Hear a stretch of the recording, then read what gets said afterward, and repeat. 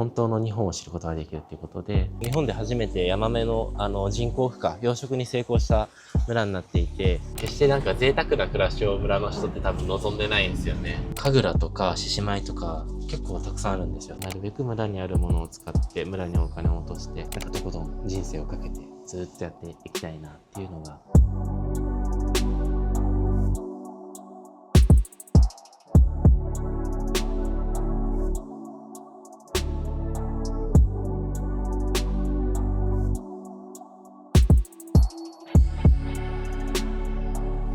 ご案内しますね。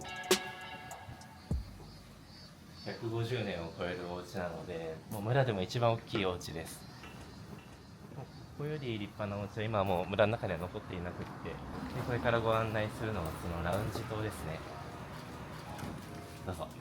昔から人と人のつながりが生まれるような場所だったので、今もお客さんとのつながりを生まれる場所ということで、ラウンジのスペースにしてますね。もう150年前の日本人の身長に合わせて作ってるので、天井が低い作りのデザインになってます。ちょっと円とか球体をコンセプトにしたデザインが多いんですけど、角をないデザインにすることで、ここでお客さん同士のつながりが生まれるように、そんなデザインコンセプトでここはしつらいをしていますね。小菅村も一番近い駅からもう車で30分とか40分の場所なので、長旅ご苦労様でしたの意味を込めて、これ一体ちょっとほっとしていただいて、お客さんにまずはリラックスをしていただくポイントを作る、そんな場所になってますね。層としては本当に幅広くて、まずその国籍で言うと、大体年間の 35% ぐらいが今海外のお客様になってます。で、海外のお客様の割合で言うと、アジアの方ってほとんど来られなくって、欧州、欧米、もうやっぱりヨーロッパ圏、アメリカ、あとはオーストラリア、ニュージーランドとか、そういったところの方々が海外の方の中でも8割ぐらいを占めていて、なんかよく来られるお客様に、なんでこのホテルを見つけてくださったんですかって話もするんですけど、その方々がよく言うのが、私たちはもう2回3回と日本に来ているんだけれども、もう大阪とか京都とか富士山とかそういったところっていうのは海外のお客さんでたくさんになってしまっている、いわゆるオーバーツーリズムでどこ行っても人がいっぱいいるような状態になってしまっている。でもここはその日本もともとの伝統的な地域の暮らしとか文化っていうのは根付いたままで、本当の日本を知ることができるということでここを見つけてください。反対に日本の方だと、日本人に今来ていただく方の大体8割ぐらいはもう首都圏の方、もう東京、神奈川、埼玉の方々ですね。そういった方々がなんでここに来てくださるかっていうところをお伺いをすると、意外と小菅村偏僻な地なんですけれども、アクセスが悪くなくって、新宿駅からだと1時間半ぐらいで最寄りの駅まで来れるんですよね。それだけアクセス的にも近いところにもかかわらず静かな場所で何もしない贅沢っていうところを楽しむことができる、そういった何もしないリトリートみたいなところを求めてここに来られる方が多いですね。地味だけれども大事なのはお部屋、ラウンジとかそういったところの清掃完璧になるようにやっています。このラウンジってやっぱお客様がここに来て初めて目にする空間なので、少しもちょっと汚れとか指紋とか気になるものがあるとやっぱ絶対宿の第一印象としてそれ良くないので、他のお部屋もこの後最終のチェックをやるんですけど、何人もでやるんですよ。清掃の担当のスタッフがいて、その清掃の担当のスタッフも一通り終わったら一回備品とかちゃんとあるかどうかっていうのは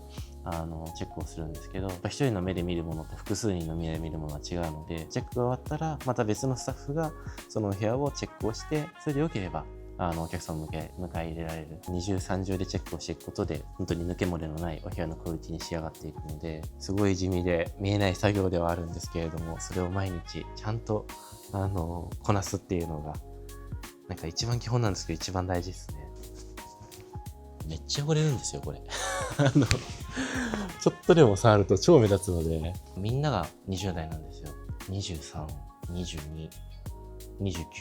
で僕は26なんで、すごい若いメンバーでやってるんですけど、同時にその学生の方とかっていうのもインターンで来られる方がすごく多くて、今8月のうちに2人も来てくれていて、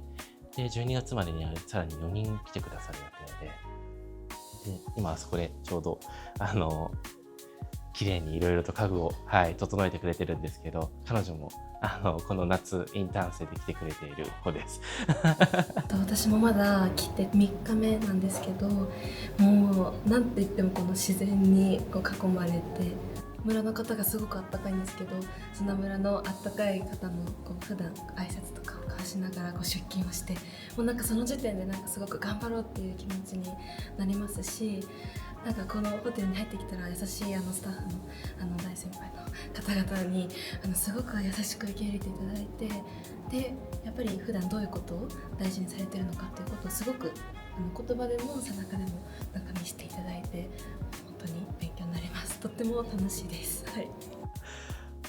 嬉しいですね。なんか言わせてる感が、僕はここで聞いてると多分緊張しちゃうんで。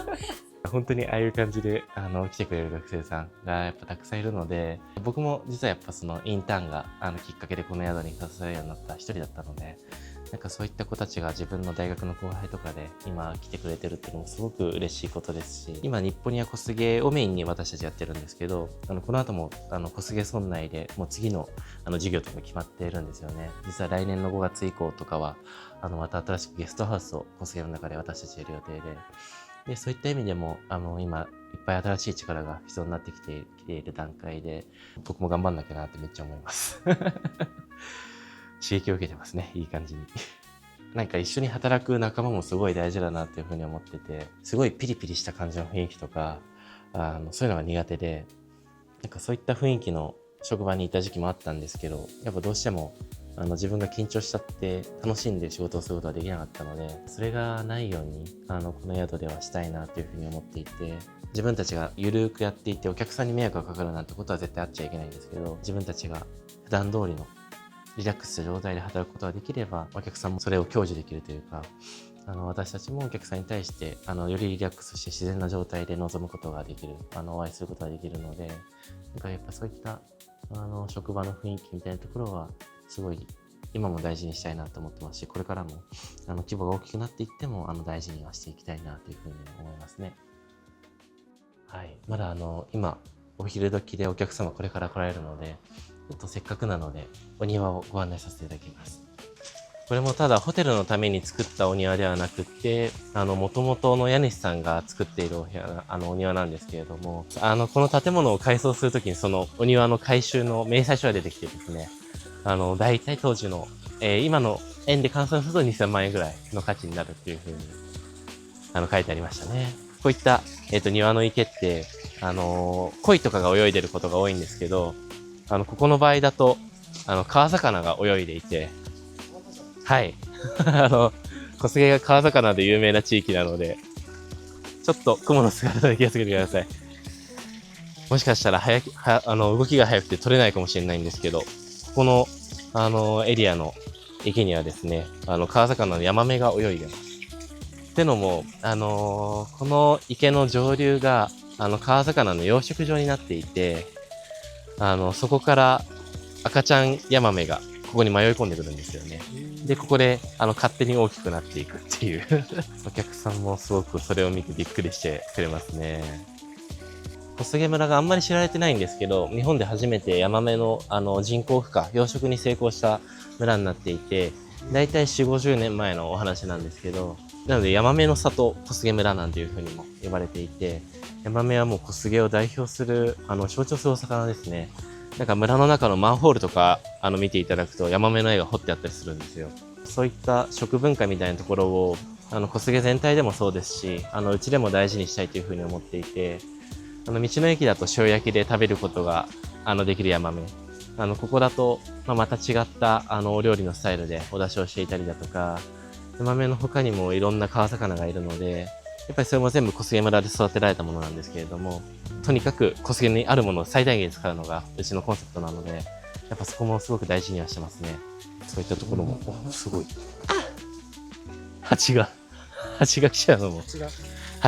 も、あるあるです。村あるあるです。今夏なんで、一番暑い時期なんで、絶対アブとか蜂が入るんですね。ちょっと待ってくださいね。はい。こういうのがもう日常茶飯事で、開けておくとアブが入ってくるので、かわいそうなんですけれども、お客さんがね刺されちゃったり危なかったりするとそれは良くないのでめっちゃ虫苦手なんです。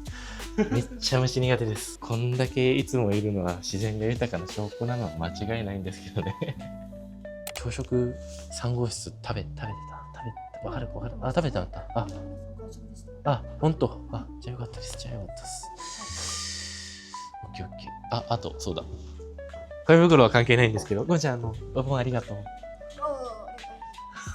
ちょっといいチョコ何個かあったら嬉しいんじゃねみたいな。ぜひ糖分補給してください。ありがとうございます。いつもありがとうございますっていう。大丈夫そうですかね。はい。じゃあ今日もよろしくお願いします。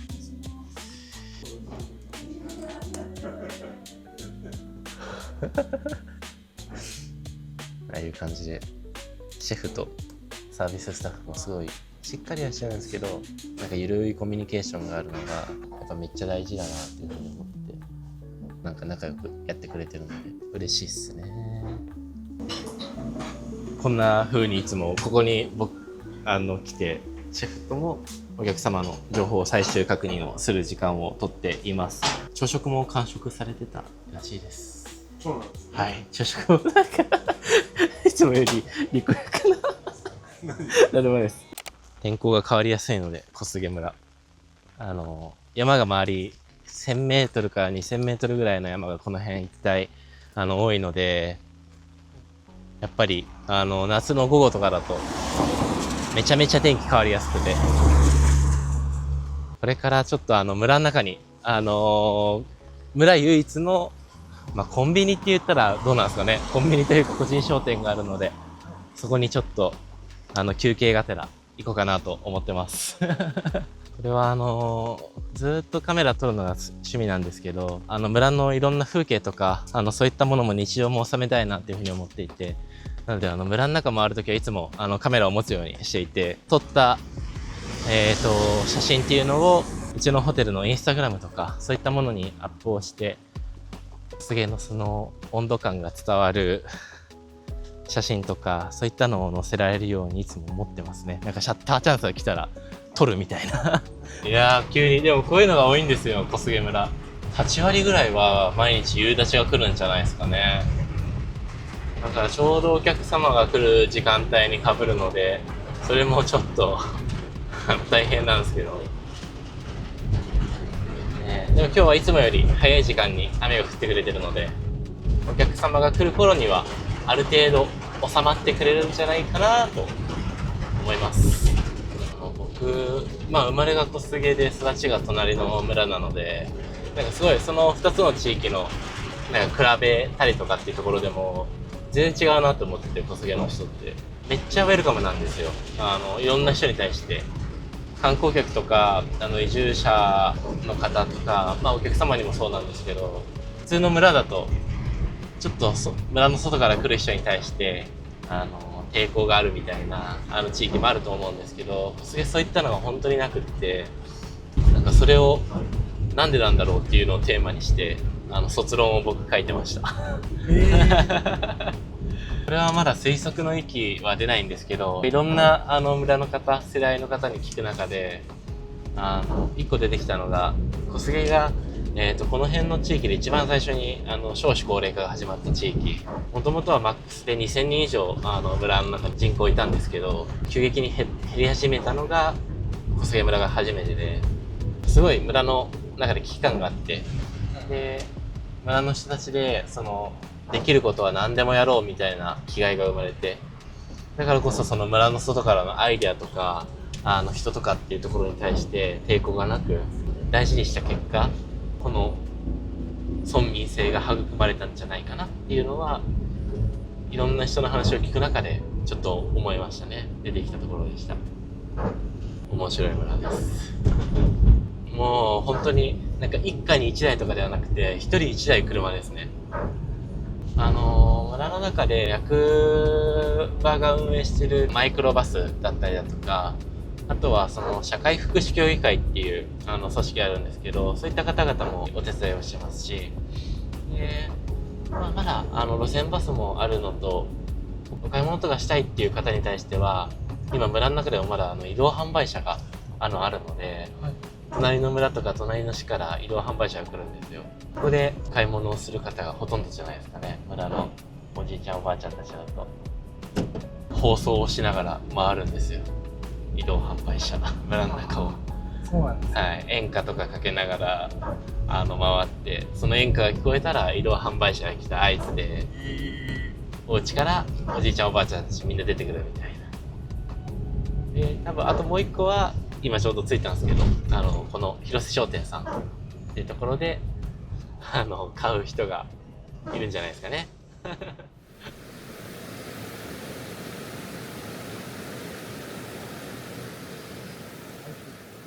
いやいや全然大したあれじゃないんで、めっちゃ濡れる。村で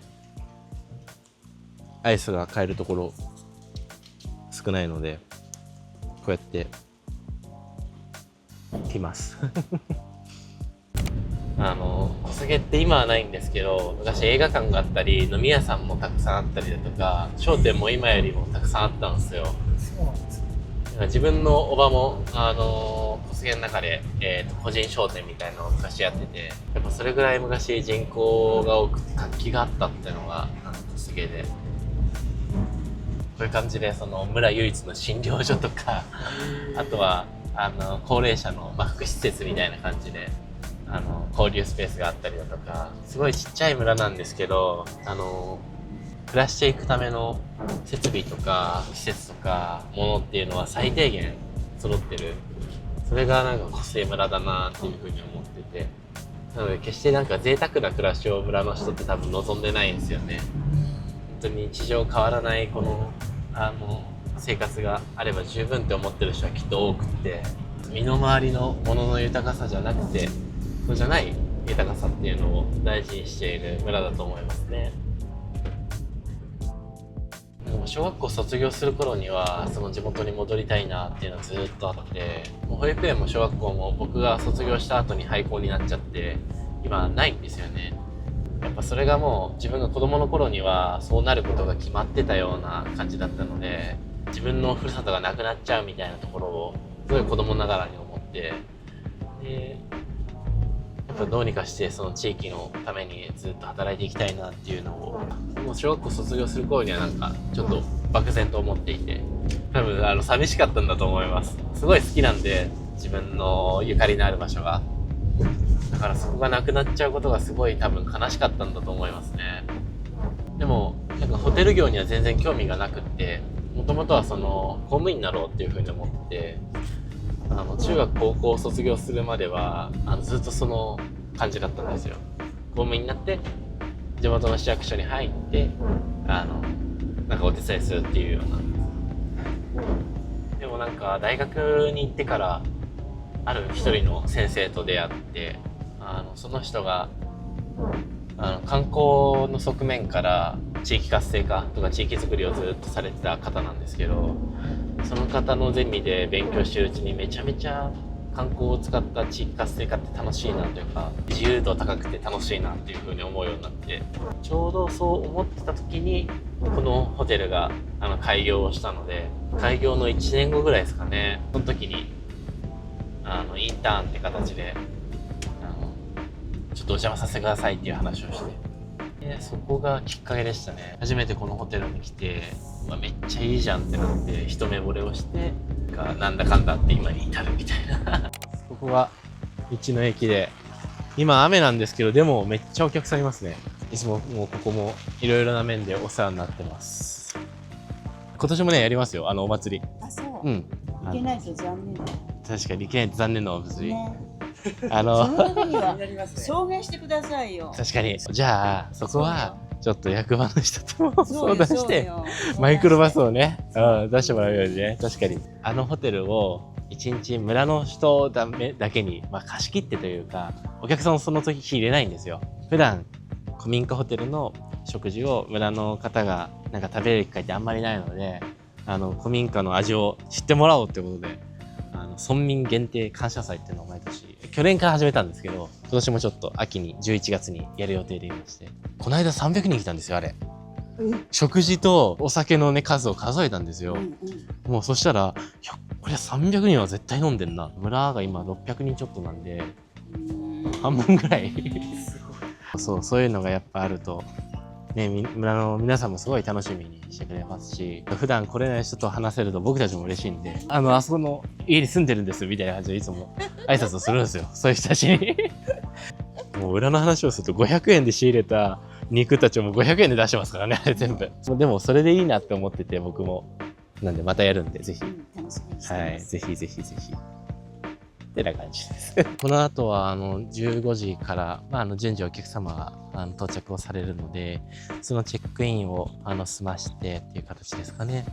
やっぱ一番大事な瞬間ですよね。本当にね、楽しんでもらえれば、本当にそれでいいので。でも毎日やっぱ緊張してますね。本当に。また後ほど。はい、またお待ちしてます。一回失礼します。お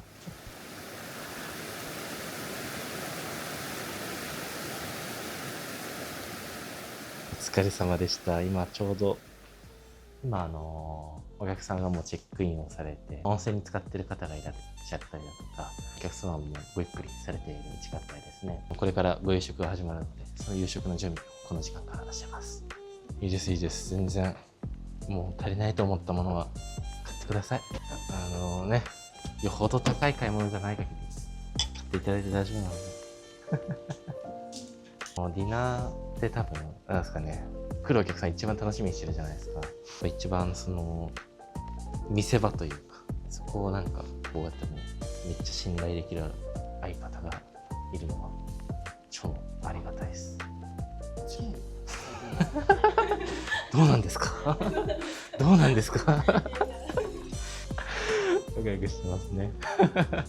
いろんなパターンがあるんですけど、まず働く場所で言うと、私たちみたいな観光業に従事しているところとかが多くって、例えばうちで言うと、今、正社員が5人いるんですけど、みんな、小菅の村外から移住をしてきてて、大阪とか、埼玉とか、金沢とか、いろんなところから移住をしてきてくれていて、他にもやっぱり小菅村内目を向ければ、もういろんなところの出身者の人が来てくださってるんですけど、そういった人たちがどうやって繋がってるかっていうと、なんかいろいろあるんですよ、村って。例えば一つが消防団住んでいる男性たちはそこに大体が加入をするんですけど、若い男性たちは小菅村って消防署が常時隊員の方とかが十分いらっしゃるわけではないので、何か起きた時には自分たちの身で安全とかを守るために入ることが多いんですけど、あとは村の伝統のお祭りとか神楽とか獅子舞とか結構たくさんあるんですよ、村内で。そういうのに村の外からの若い移住者の方々が参加をして、獅子舞の舞手としてやったりだとか、神楽の舞手としてやったりだとか、いろんな形で手伝ってて、そういうところですごい地域のコミュニティと繋がってるみたいなところありますね。これは地元の笹の葉を使ったお茶ですね。熊笹の葉を使ったお茶で、シェフたちが手作りというかしてるんですけど、結構いい香りが出て、かつカフェインが含まれてないので、お客様選ばずに皆さん飲んでいただけるものになってるので、今日はちょっとそれ用のものも用意してます。そうですね、やっぱ大前提はそこですね。なんか今日のメニューとかも見ていただくとすごくよくわかるんですけど、小菅の川魚がもう数種類出てきたりだとか、一番一年で野菜が取れる時期になってるので、野菜も小菅のものをなるべく使ったりだとか、ちっちゃい村なのでやっぱり全部が全部揃うわけじゃないんですけど、シェフとかそういったところをとにかく大事にしていて、付け合わせのキノコもヒマラヤヒラタケっていう、村で唯一のキノコ農家さんが作っているヒラタケだったり、そこはすごく大事にしてますね。なるべく村にあるものを使って村にお金を落として、でそれでも足りないものはやっぱり地元の八百屋さんとか山梨のお野菜とか果物とかそういったものを使うんですけど、なるべくその地元の業者さん、ホテルから近い業者さんにお金が落ちるように食材の調査とかっていうところもやってますね。よし、はい、あともう20分25分ですね。で夕食がスタートします、ね、ドキドキですけど頑張りますって感じですかね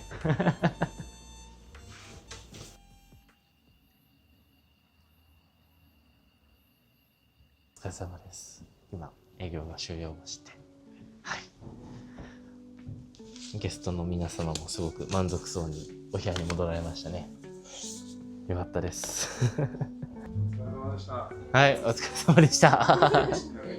長い時間、本当に。一通りもうレストランが今営業が終わったので、あとはもうゲストがごゆっくりお休みになるまでちょっと見守らせていただいて、もうそこで大体僕たちの業務は終わりですね。はい。多分いろいろな側面があって、宿としてのなんか未来の展望とか、個人としての未来の展望とかいろいろある気がするんですけど、宿で言うと1個はこの宿の運営っていうのをビジネスとして継続できるモデルとして確立をしていくっていうのがすごい大事だと思ってて、今うちが開業してちょうど6周年を迎えて、1週間前に6周年を迎えたんですよね。今日本全国で新しいホテルとかできてるんですけど、やっぱその多くが大体もう 4,5 年以内に潰れちゃうとか、そういったお話もある中で、今その6年超えることができて、今ありがたいことにその地域創生の成功のモデルとして一つ注目をしていただいているので、このモデルがすぐに潰れてしまうものではなくて、ちゃんと持続可能なものとして10周年20周年みたいな形で時を刻んでいく。そのためにはちゃんと黒字化をしてビジネスとして、これからも今までも黒字化できてるんですけど、ビジネスとしての歯車が回っていくようにやっていかなければいけないなっていうのが一つ宿としてのすごく基礎な目標ですし、同時に今来年度以降別の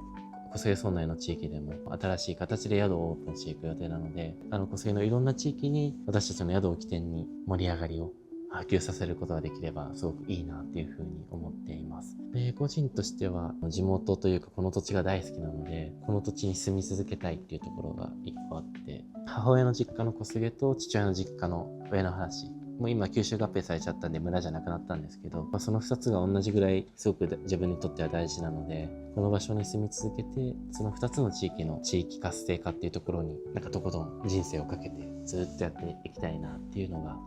個人としての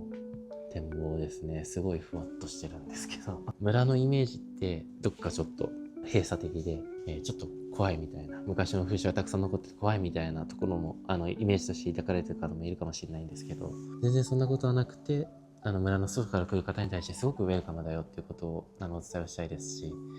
観光とかそういった目的で来てくださる方にはどんな人が来ていただいても小菅に来てもらうとちょっと懐かしいとか、そういった感覚を持っていただける場所なんじゃないかなというふうに思ってます。昔からの日本の田舎が残っていて、自然も畑もでおじいちゃんおばあちゃんたちもいて、で民宿もあるし、うちのホテルも昔の建物をそのまま使ってるだけあって、来てくださるお客さんの多くがちょっと懐かしい感じがしますっていうこともおっしゃっていただけるようなこともあるので、観光で来ていただいてももう一回行きたくなる村なんじゃないかなって思います。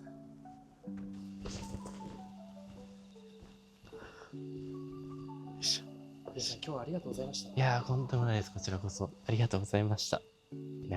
ういった裏の部分も知っていただいて魅力を感じていただけるのであれば、それはもう本当に僕たち本望ですし、なかなかこういったところまでお話をする機会って僕たちないので、僕にとっても今日一日すごく初体験でありがたかったなっていう感じです。ありがとうございます。ありがとうございました。またぜひ来てください。じゃあ、はい。おやすみなさい。おやすみなさい。